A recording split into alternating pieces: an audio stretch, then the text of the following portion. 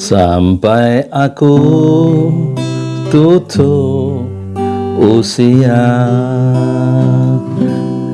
kan ku jaga hatimu sampai aku tua. Walau keriput di pipimu terlihat, takkan goyahkan cintaku yang begitu kuat. Assalamualaikum warahmatullahi wabarakatuh. Saya Yudi Pramuko, tukang donat dari Parung YouTuber tertua di semesta. Bagaimana menurut penonton kalau Menteri Agama Yakut itu mengundang Paulus pemimpin tertinggi Katolik Roma ke Indonesia untuk berkunjung ke Indonesia? Bagaimana? Apakah berguna? Apakah bermanfaat? Apakah akan menimbulkan kontroversi? Jadi saya pernah dengar rencana untuk mendatangkan Paus ke Indonesia. Pertanyaan saya kepada penonton, apa komentar Anda terhadap rencana mendatangkan Paus ke Indonesia sebagai negeri Muslim yang penduduk Islamnya terbesar di dunia? Indonesia, setelah Indonesia adalah India, penduduk Muslimnya terbesar di dunia. Jadi Indonesia adalah sangat strategis dilihat oleh dunia Islam sebagai umat Islam yang mayoritas di negeri Indonesia, yaitu umat Islam terbesar di dunia Muslimnya. Terus kemudian kedatangan seorang Paus, pemimpin tertinggi kaum Katolik yang berkedudukan di Roma, datang ke Indonesia. Kira-kira bagaimana reaksi umat Islam? Tentu ingatan kolektif kita tidak pernah hilang ketika dulu Paus juga datang ke Indonesia dan Buya Hamka, Ketua Majelis Ulama Indonesia yang pertama, Buya Hamka, menolak bertemu dengan Paulus saat itu. Dia diundang untuk bertemu dengan Paus yang saat itu sedang kunjungan ke Jakarta, dan saya lihat fotonya di halaman pertama di Kompas ketika dia baru tiba dan mencium bumi Indonesia dengan posisi yang sangat dekat, di close up, mendapatkan satu liputan yang sangat istimewa oleh harian Kompas, kalau saya tidak salah tapi ingat saya yang saat itu masih remaja, umur sekitar 19, jadi kunjungan Paus itu kira-kira mungkin tahun 80 karena tahun 81 itu Buya Hamka itu wafat Berarti saya ngelihat pemandangan di halaman pertama harian Kompas itu yang dipimpin oleh PK Oyong dan Yakob Utama itu menurut perkiraan saya, penglihatan saya tidak salah, karena bacaan saya waktu remaja adalah Kompas dan majalah Tempo, dua media yang bergengsi saat itu. Nah sekarang kenapa Paus itu atau Buya Hamka sebagai tokoh Majelis Ulama itu menolak? Jawaban Buya Hamka kira-kira begini, mungkin bisa dicek lagi ke di majalah Panjimas Panjimas itu adalah majalah 10 harian yang terbit sebulan 3 kali di bawah pimpinan, di bawah kendali redaksinya oleh Buya Hamka. Kira-kira penolakan, bagaimana saya bisa menemui seseorang yang telah memurtadkan, membuat umat Islam itu murtad dari Islam, keluar dari Islam, dan bagaimana mungkin saya menemui orang yang pekerjaannya kira-kira begitu misi Katolik itu membuat umat Islam murtad di berbagai tempat. Bagaimana saya mungkin bisa ketemu dengan orang yang seperti itu?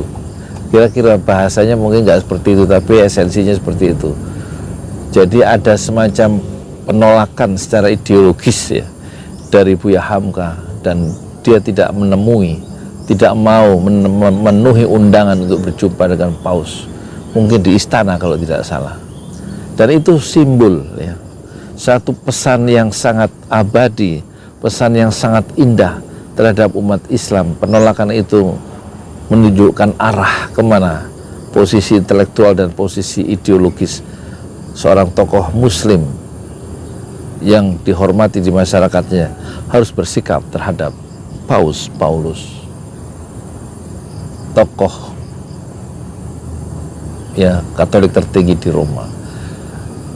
Bagaimana Anda kira-kira menyikapi kedatangan Paus kalau memang Paus itu akan jadi memenuhi undangan dari Kementerian Agama?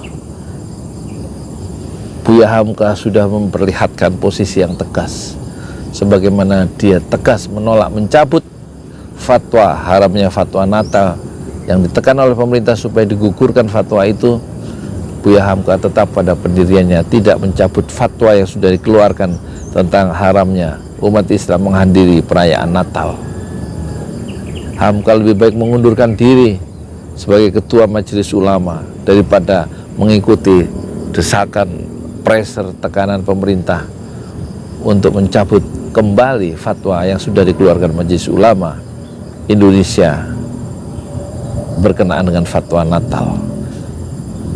Dan kemudian langkah dramatis yang kedua yang sangat istiqomah dari Buya Hamka adalah menolak bertemu dengan Paus. Dua itu saja sudah memberikan pesan, bisa memberikan pesan kepada umat Islam Indonesia bagaimana menyikapi gerakan kristenisasi di Indonesia, dan juga bagaimana menyikapi hubungan-hubungan antar beragama yang seharusnya bisa saling menghormati tanpa menyerang wilayah-wilayah yang sangat privat dari agama masing-masing. Tentu Pak Nasir yang juga tokoh yang sangat prestisius, yang sangat berwibawa, tentu tidak mungkin diundang oleh pemerintah menemui Paus saat itu. Kenapa? Karena sejak muda hingga akhirnya, hingga akhir hayatnya, Muhammad Nasir adalah tokoh utama yang selalu membayang-bayangi kristenisasi di Indonesia sejak dia remaja hingga usia senja, yang dikukuhkan dengan satu gerakan yang terlembaga. Salah satunya adalah, atau satu-satunya yang dibangun oleh Muhammad Nasir sampai usia senjanya, yaitu Dewan Dakwah Islamiyah yang dia dirikan tahun 1967. Dan isu-isu tentang kristenisasi sangat kuat ya, ada di relung jiwa Muhammad Nasir.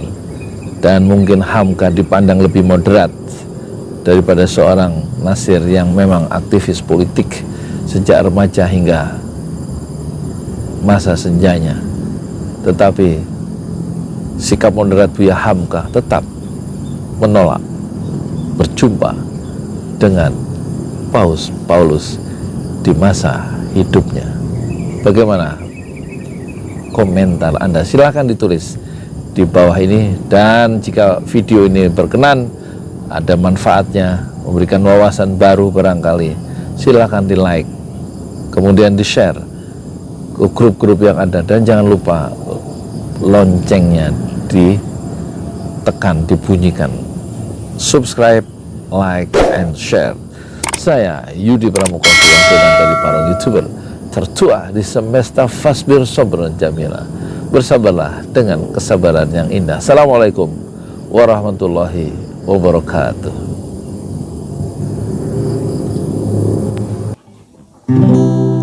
Sampai aku tutup usia, kan ku jaga hatimu sampai aku tua. Walau keriput di pipimu terlihat, takkan goyahkan cintaku yang begitu kuat.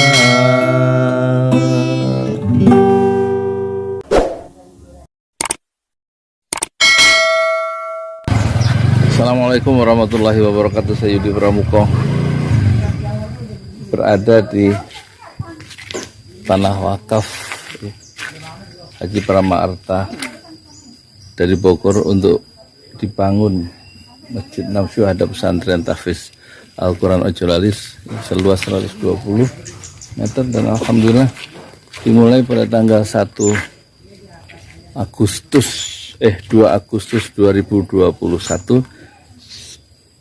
berhenti pada hari ke-118. Pertama, sudah ada 12 tiang ditanam setinggi 4 meter dan cakar ayam itu setinggi dalam 4 meter, 1 meter ya. Itu yang pertama ya. Yang pertama, tiang yang kedua setinggi 4 meter untuk masjid 2 lantai. Kemudian ini ketiga, dan ini keempat.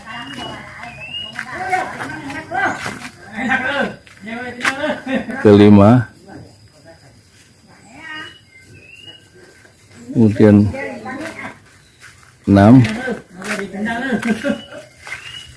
7,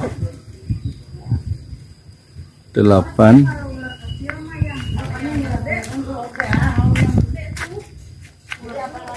kemudian 9, 10, 11, 12, 4 yang lagi yang belum dicor, terhenti sebelum puasa. Rasulullah bersabda, man bana masjidan lillah banallahu lahu fil jannah mislah. Siapa yang membangun masjid karena Allah, maka Allah akan membangunkan sebuah istana atau sebuah rumah di surga. Silahkan jika ingin membantu pembangunan Masjid Enam Syuhada Pesantren Tahfiz Al-Quran Ojolalis senilai 1 miliar untuk 2 lantai, sekaligus pembebasan tanah di sebelahnya 300 meter. Mana, Mak? Pinjam duit apa, Dek? Pinjam duit Pak Narto. 10.000. Kagak bawa duit saya. Kalau enggak punya beras. Pinjam hari 10.000, Wek. Kagak bawa duit. Nggak bawa duit. Ya. Bohong baik. Ini bawa ginian nih, bawa gambar.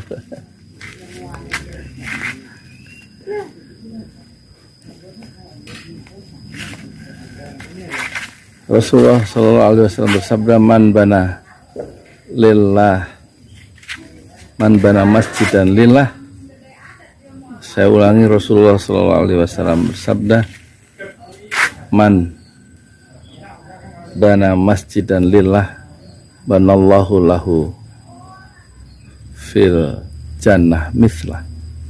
Siapa yang membangun masjid karena Allah, maka Allah pasti membangunkan sebuah istana atau sebuah rumah di surga. Hadis riwayat Muslim.